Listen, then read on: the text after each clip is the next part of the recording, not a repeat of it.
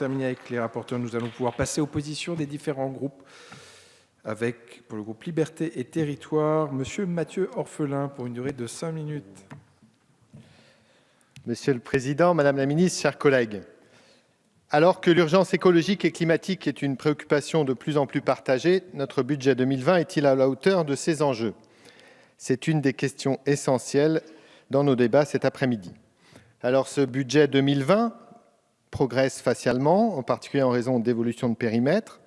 Il comporte des mesures intéressantes. La nouvelle prime pour la rénovation énergétique, l'accompagnement des territoires concernés par les 4 centrales à charbon, la poursuite de la prime à la conversion du parc automobile qui fonctionne bien et celle du chèque énergie. Il s'accompagne aussi d'autres mesures intéressantes votées en première partie, la nouvelle éco-contribution sur le transport aérien et la contribution de 2 centimes du transport routier pour boucler le financement du programme d'investissement dans les mobilités. Malgré ces bonnes mesures, pouvons-nous dire que ce budget 2020 est un budget réellement vert, qu'il est conforme à l'urgence écologique et climatique? Je pense que le compte n'y est pas encore. Et la première raison, c'est le déficit d'investissement. Le nouveau jaune budgétaire transition écologique éclaire d'ailleurs d'un œil nouveau cette question fondamentale et nos débats parlementaires.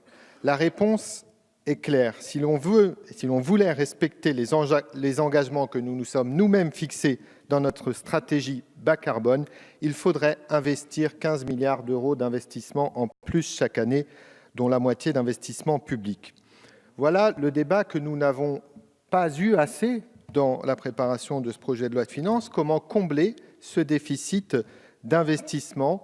Je le redis pour mon collègue Gobert, 15 milliards d'investissements par an les premières années et 30 milliards dans les années à venir. Oui, je pense que ce projet de loi de finances sur l'investissement, il est trop frileux et qu'une autre approche est possible.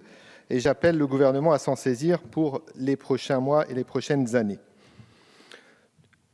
Deuxième sujet d'inquiétude, pour moi, la baisse trop importante des moyens humains sur l'écologie. Ça a déjà été dit par les rapporteurs dans leurs rapports et dans leurs interventions tout à l'heure, et je crois qu'il faut entendre cette préoccupation partagée sur tous les bancs politiques, sur la plupart des missions, plus de 1000 postes en moins sur les missions de l'écologie, c'est dans les parcs naturels, dans les agences de l'eau, à l'ADEME, Météo France, le CEREMA, dans les autres opérateurs, mais aussi dans les services déconcentrés du ministère.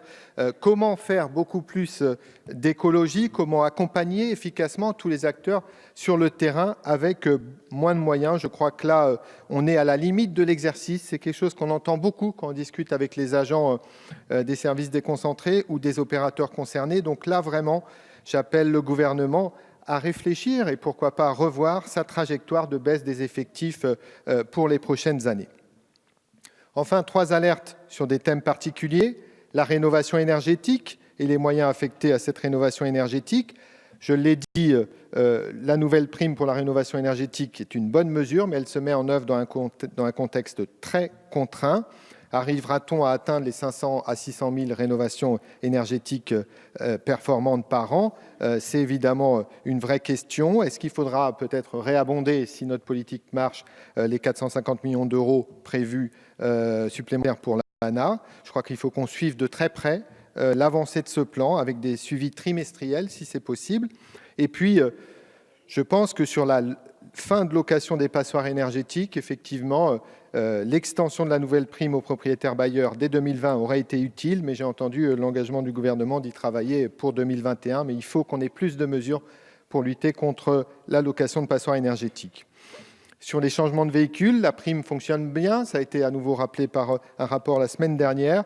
Je renouvelle l'idée, nous avions eu le débat l'année dernière aussi, de l'étendre notamment aux ménages décidant de ne pas racheter de véhicules automobiles. Il y a là vraiment un moyen de faire progresser encore cette prime à la conversion.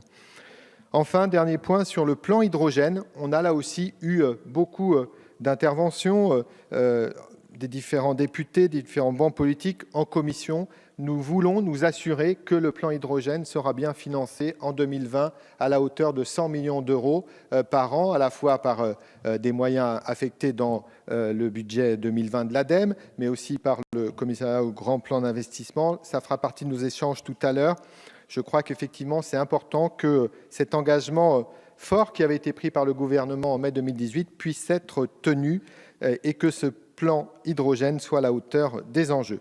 Voilà, donc pour concrétiser pleinement le virage écologique, il faudra à l'avenir sans doute un peu plus de moyens humains, beaucoup plus d'investissements, beaucoup plus d'accompagnement de l'ensemble des acteurs. Il ne faut pas en avoir peur, ni regarder ces sujets-là avec une vision budgétaire trop court-termiste. C'est un investissement rentable et c'est le seul qui rendra l'avenir désirable. Je vous remercie. Merci à vous.